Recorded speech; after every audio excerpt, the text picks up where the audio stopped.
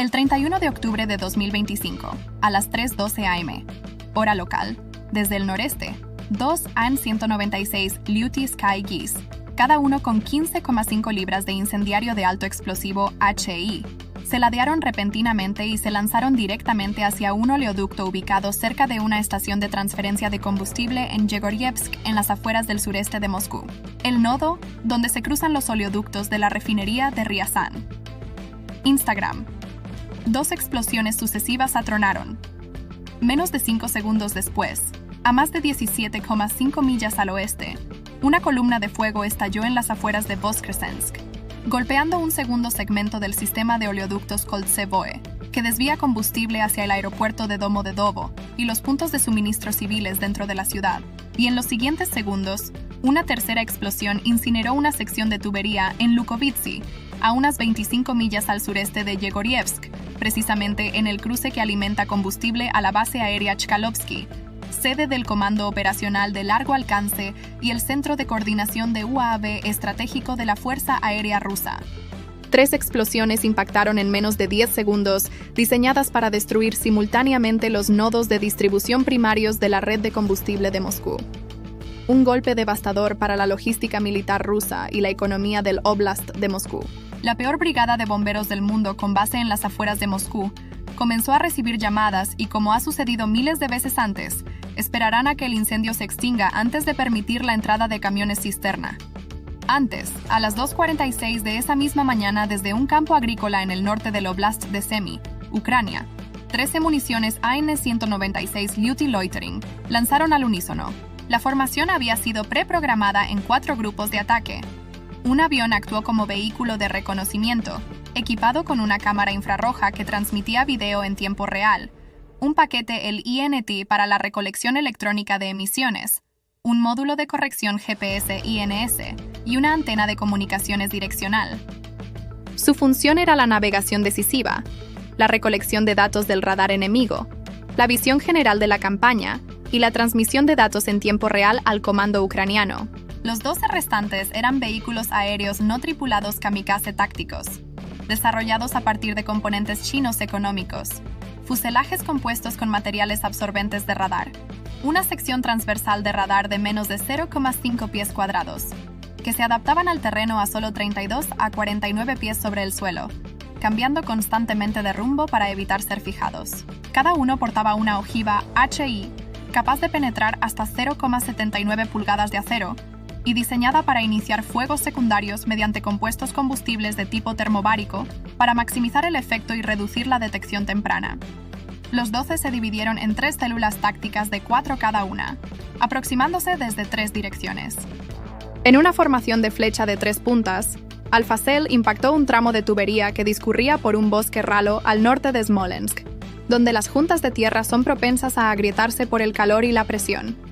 La célula Bravo impactó una estación de transferencia de compresores entre Vyazma y Dorogobobuz, apuntando a válvulas de presión antiguas que carecían de capas de protección contra incendios y eran vulnerables a la detonación por presión inversa.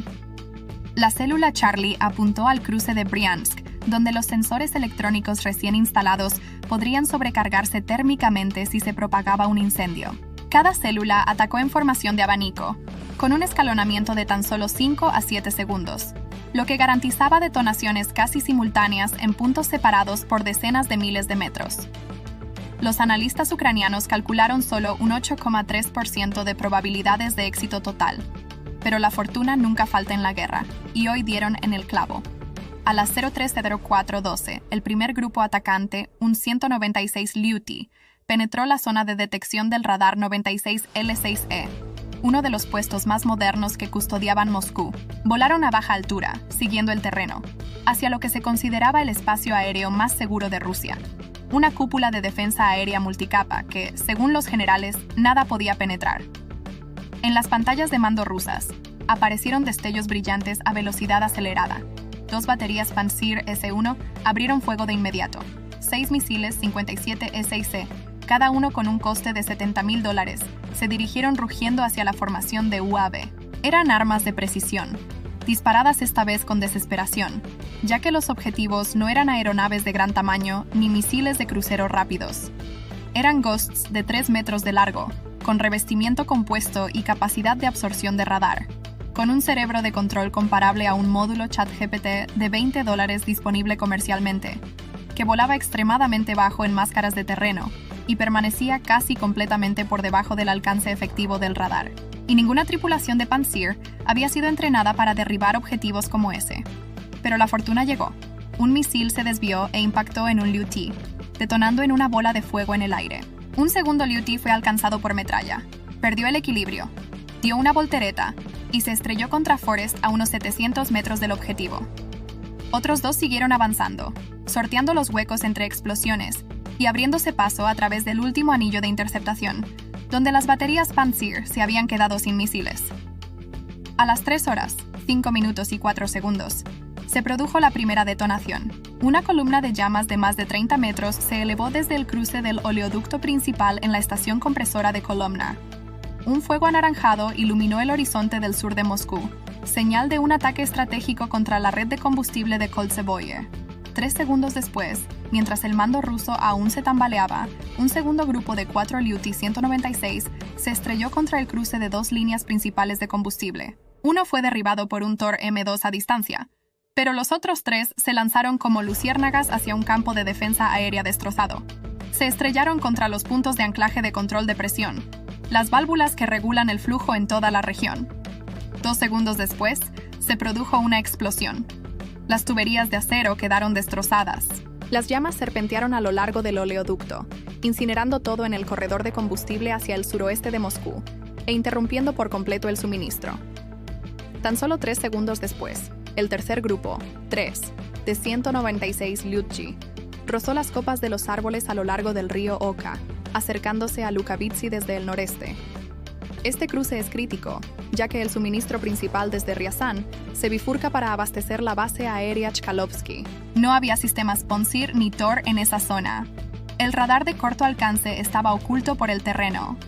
Un solitario Su-23 se desplegó en el puesto de control sur, pero era demasiado lento para abatir objetivos.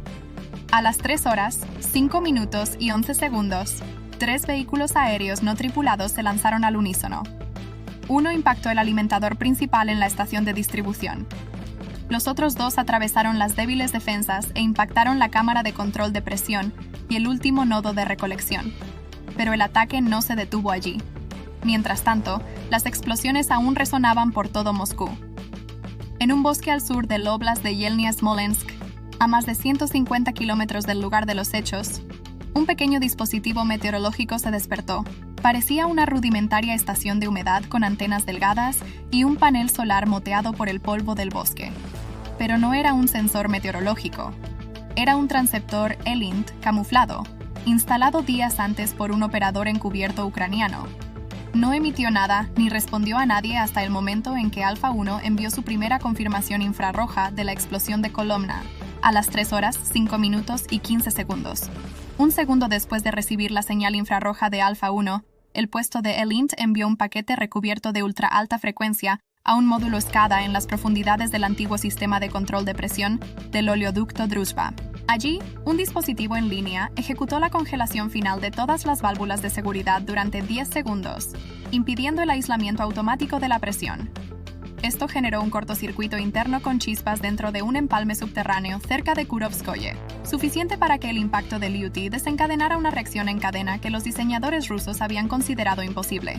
3 segundos después, se produjo una explosión subterránea. Druzhba, considerada intocable, había sido neutralizada desde dentro. En ese momento, Moscú creyó que se trataba de un accidente técnico. Se activaron las alarmas de incendio internas. Se ordenó a los técnicos de Balavanovo que inspeccionaran la presión y cerraran las válvulas principales cercanas. Sin embargo, las válvulas de seguridad habían sido desactivadas segundos antes por el falso comando SKDA. En menos de 15 segundos, 3 grupos de Liut impactaron los 3 nodos más críticos del sistema Koltsaboy. Este fue un golpe estratégico que dañó gravemente la logística rusa. Entre los grandes oleoductos como Druzhba, que transportan crudo a Europa, o ISPO a China, Koltsaboye es un caso nacional especial. Un anillo de combustible de casi 400 kilómetros que rodea el área metropolitana de Moscú. Este oleoducto transporta productos refinados, el combustible post-refinería, desde importantes refinerías como la de Ryazan, la de Nizhny Novgorod y la de Moscú. Anualmente, el sistema mueve aproximadamente 3.300.000 toneladas cortas de combustible de aviación, 3.086.000 toneladas cortas de diésel y 1.764.000 toneladas cortas de gasolina, un total cercano a las 8.157.000 toneladas cortas, equivalentes a más de 50 millones de barriles de combustible por año, la mayoría de los cuales Base Aérea Estratégica de Chkalovsky, Centro Logístico para S-400, 295 en MiG-31K, Aeropuerto Militar Civil, de Domodedovo Convertible, a operaciones en tiempo de guerra, Centros de Coordinación Estratégica de Combustible en Moscú, Tula, Vladimir, Briansk, que apoyan campañas hacia Belgorod, Briansk, Kursk e incluso Avdiivka-Pokrovsk en Donetsk. Pero con 3 nodos en el Koltsevoy cortados, el combustible refinado no pudo circular internamente alrededor de la capital. Los suministros directos a puntos estratégicos como Chkalovsky, Tula y Briansk fueron cortados inmediatamente. 03:15. Menos de 10 minutos después de la explosión final en Lukavitsy, se activaron las alarmas de emergencia del Estado Mayor. Los monitores de presión en las líneas Kolomna, Voskresensk y Lukavitsy informaron 60 pérdidas de señal, presión cero, flujo hacia el oeste y suroeste de Moscú desconocido. La red Koltsevoy, el circuito arterial que transportaba combustible desde Ryazan a centros logísticos operativos como Domodedovo, Podolsk, Serpukhov y, especialmente, Chkalovsky, quedó a oscuras en el campo de batalla.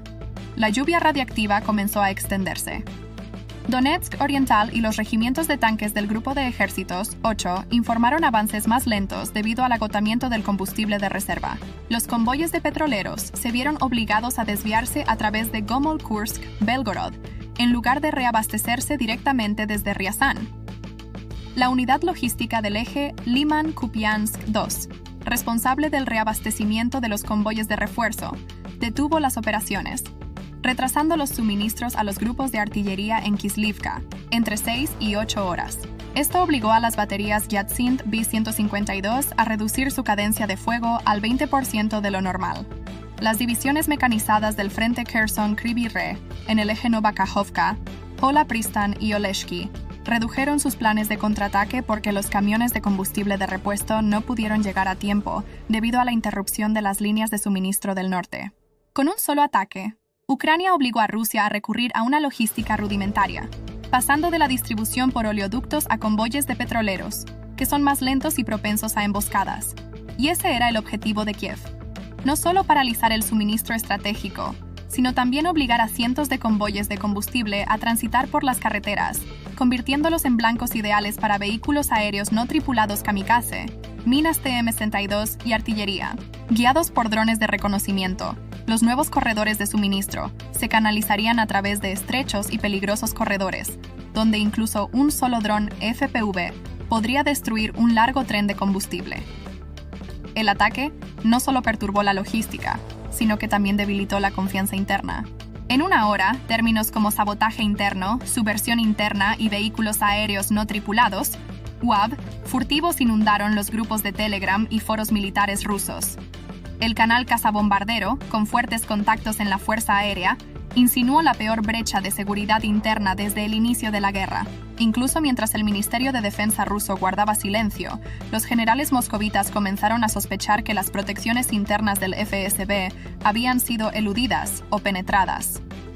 Algunas unidades técnicas especularon que la red SCADA había sido implantada con malware mucho antes y que la transmisión del UAV solo sirvió para activar la espoleta preinstalada.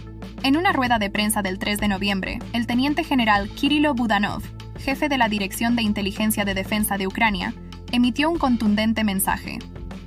Nuestras campañas ahora infligen pérdidas mayores que las sanciones económicas. Ningún sitio de lanzamiento, depósito de combustible o estación de transferencia es seguro en suelo ruso. Esto no era simplemente una jactancia militar. Era un mensaje estratégico psicológico dirigido directamente al modelo ruso, al FSB y a la élite del Kremlin. Ucrania no solo ataca el material, sino la sensación de invulnerabilidad dentro de la maquinaria de guerra rusa. Una nación que antes se creía inmune desde dentro debe ahora enfrentarse a una nueva realidad. La guerra ha alcanzado el corazón energético de Moscú. El oleoducto Koltsavoye, durante mucho tiempo la columna vertebral de las Fuerzas Armadas rusas, se ha convertido en el símbolo del primer gran corte. Ninguna base es segura ahora. Ninguna distancia garantiza la seguridad. El ataque no solo afectó la cadena de suministro, sino también el sistema nervioso central de la estrategia rusa.